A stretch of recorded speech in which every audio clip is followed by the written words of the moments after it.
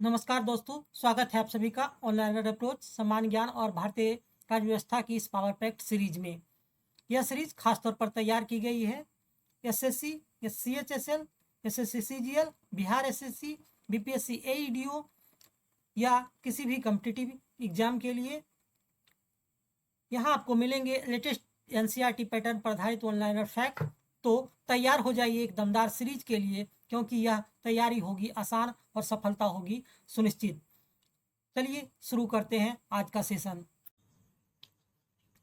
संविधान शब्द की उत्पत्ति लैटिन शब्द कॉन्स्टिट्यूटरी से हुई, जिसका अर्थ होता है अर्थ प्रबंध करना, व्यवस्था करना या आयोजन करना। 1895 ईस्वी में बाल गंगाधर तिलक ने स्वराज विधेयक प्रस्तुत किया था। उसके बाद 1922 ईस्वी में महात्मा गांधी तथा 1934 ईस्वी में जवाहरलाल नेहरू ने भारतीय संविधान के निर्माण के लिए संविधान सभा का गठन की मांग की थी। भारत में संविधान सभा के गठन का विचार सर्वप्रथम एमएन राय ने 1934 में रखी थी और भारतीय संविधान के ऐतिहासिक विकास का काल 1600 ईस्वी से आरंभ होता है। इसी वर्ष इंग्लैंड में ईस्ट इंडिया कंपनी की स्थापना हुई थी। ईस्ट इंडिया कंपनी का स्थापना एक चार्टर्ड एक्ट द्वारा की गई थी और कंपनी प्रबंधन की समस्त शक्ति गवर्नर तथा 24 सदस्यीय परिषद में निहित थी।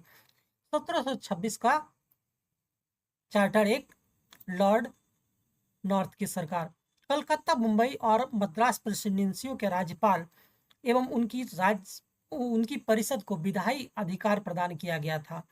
अब तक यह शक्ति कंपनी के बोर्ड ऑफ डायरेक्टर में निहित थी।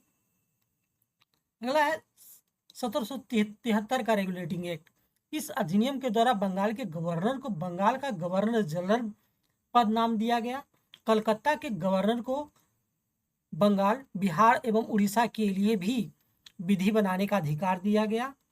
दीवानी अनुदान के फलस्वरूप कंपनी बंगाल, बिहार एवं उड़ीसा प्रांत की वास्तविक शासक बन गई। इस एक्ट द्वारा 1774 ईस्वी में कोलकाता में एक सुप्रीम कोर्ट की स्थापना की गई और कोर्ट को दीवानी, फौजदारी, नौसेना तथा धार्मिक मामलों में सुनवाई एवं फैसले का अधिकार प्राप्त हो गया। इस कोर्ट में एक मुख्य न्यायाधीश और 3 अपर न्यायाधीश होते थे। इसमें प्रथम मुख्य न्यायाधीश सर एलिजाह इम्मे थे।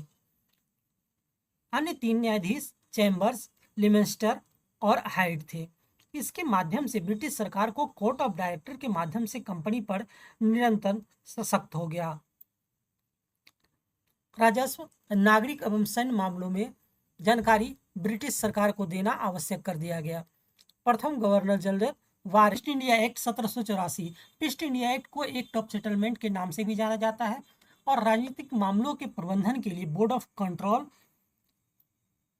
नियंत्रण बोर्ड का गठन किया गया। इस एक्ट के द्वारा द्वैध शासन की व्यवस्था का आरंभ किया गया और रेगुलेटिंग एक्ट की विसंगतियों, ब्रिटिश शासन का कंपनी पर अपूर्ण नियंत्रण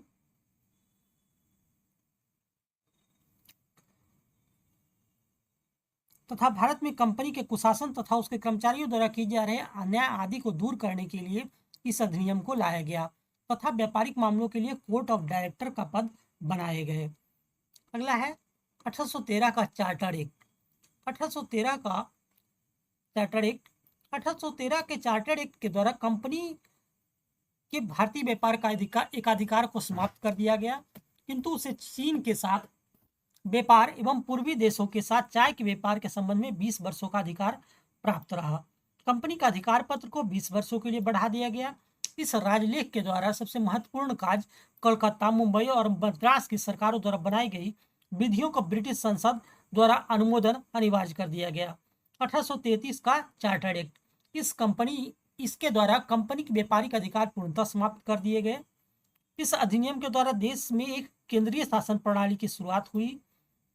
बंगाल के गवर्नर जनरल को संपूर्ण भारत का गवर्नर जनरल बना दिया गया और गवर्नर जनरल की परिषद में एक और सदस्य की नियुक्ति हुई, जिसे विधि सदस्य कहा जाता था। गवर्नर जनरल की परिषद में एक और सदस्य की नियुक्ति हुई, जिसे विधि सदस्य कहा जाता था। इस अधिनियम के परिणाम स्वरूप प्रथम विधि आयोग की स्थापना हुई। सबसे सर्वप्रथम मैकाले को विधि सदस्य के रूप में गवर्नर जनरल की परिषद में सम्मिलित किया गया और कंपनी के चीन से व्यापार एवं चाय संबंधी व्यापार के अधिकार को समाप्त कर दिया गया। इसके अंतर्गत पहले बनाए गए कानून को नियामक कानून कहा गया और नए कानून के अंतर्गत बने कानून को एक्ट या अधिनियम कहा गया। चार्टर्ड एक्ट 1833 में सिविल सेवकों के चयन के लिए खुली प्रतियोगिता का आयोजन शुरू करने का प्रयास किया गया। 1853 का चार्टर्ड एक्ट, इस एक्ट में सिविल सेवकों की भर्ती एवं चयन हेतु खुली प्रतियोगिता व्यवस्था का आरंभ किया गया। इसके लिए 1854 में भारतीय सिविल सेवा के संबंध में मैकाले समिति की नियुक्ति की गई। पहली बार गवर्नर जनरल का परिषद के विधायी और प्रशासनिक कार्यों को अलग कर दिया गया और इस अधिनियम के द्वारा भारत के लिए एक पृथक विधान परिषद की स्थापना की गई और तथा बंगाल के लिए एक नए लेफ्टिनेंट गवर्नर की नियुक्ति की गई। 1858 का अधिनियम, इसके अंतर्गत भारत के शासन को कंपनी के हाथों से सम्राट को स्थानांतरित कर दिया गया तथा भारत का शासन इंग्लैंड के सम्राट के नाम से किया जाने लगा। इस अधिनियम में गवर्नर जनरल का पद नाम बदलकर भारत का वायसराय कर दिया गया और इस अधिनियम में 1784 की ईस्ट इंडिया एक्ट द्वारा लागू द्वैत शासन प्रणाली को समाप्त की गई। इस अधिनियम में के नियंत्रण बोर्ड और निदेशक कोड समाप्त किया गया। इसके लिए एक नए पद भारत राज्य सचिव का सृजन किया गया। मुगल सम्राट के पद को समाप्त कर दिया गया। अगला है 1861 का भारत परिषद अधिनियम।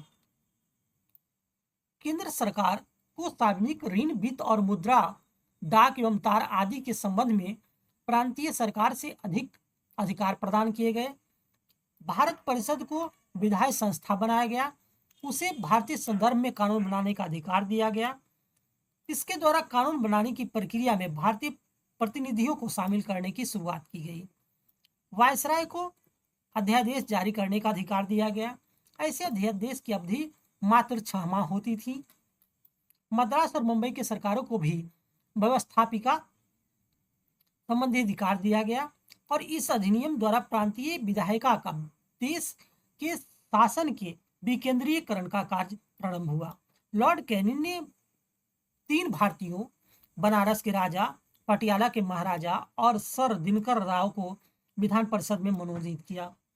1865 का अधिनियम, इस अधिनियम के द्वारा गवर्नर जनरल के विधायी अधिकार में वृद्धि की गई और इसे प्रेसिडेंसियों तथा प्रांत की सीमाओं को घोषणा पत्र द्वारा नियत करने तथा उसे परिवर्तित करने का अधिकार दिया गया। 1869 का अधिनियम, इस अधिनियम के द्वारा गवर्नर जनरल को विदेश में रहने वाले भारतीयों के संबंध में कानून बनाने का अधिकार दिया गया।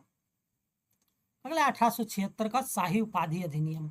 औपचारिक रूप से भारत सरकार का ब्रिटिश सरकार को अंतरण मान्य किया गया और 28 अप्रैल 1876 ईस्वी को एक घोषणा के द्वारा महारानी विक्टोरिया को भारत का साम्राज्ञी घोषित किया गया। 1892 का अधिनियम, इस अधिनियम के द्वारा सर्वप्रथम अप्रत्यक्ष रूप से केंद्रीय तथा प्रांतीय विधान परिषदों में निर्वाचन की व्यवस्था की गई और परिषद के भारतीय सदस्यों को वार्षिक बजट पर बहस करने का और सरकार से प्रश्न पूछने का अधिकार दिया गया। केंद्रीय विधान परिषद में न्यूनतम 10 तथा अधिकतम सदस्य की संख्या 16 निर्धारित की गई। अब 1909 का मार्ले मिंटो सुधार अधिनियम। 1909 ईस्वी में लॉर्ड मार्ले इंग्लैंड में भारत का राज्य सचिव और लॉर्ड मिंटो भारत का वायसराय थे और केंद्रीय विधानसभा के अतिरिक्त सदस्यों की संख्या 16 से बढ़ाकर 60 कर दिया गया।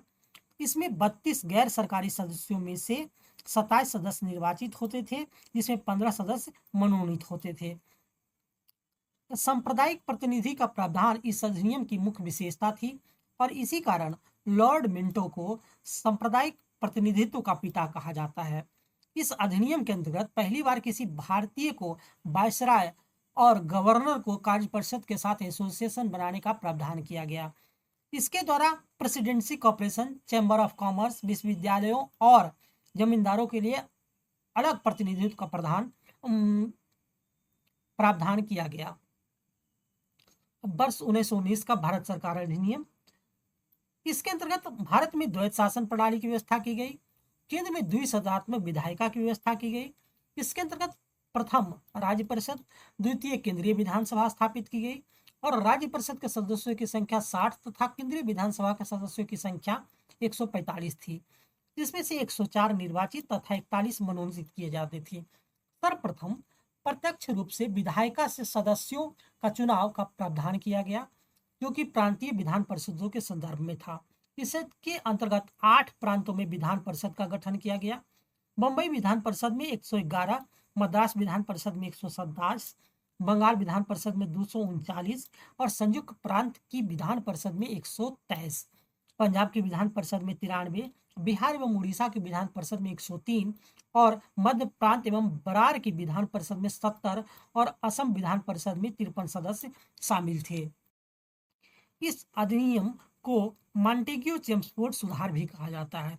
मॉन्टेग्यू चेम्सफोर्ड सुधार द्वारा भारत में पहली बार महिलाओं को वोट का अधिकार मिला। इसमें लोक सेवा आयोग का गठन किया गया। 1926 में सिविल सेवकों की भर्ती के लिए केंद्रीय लोक सेवा आयोग का गठन किया गया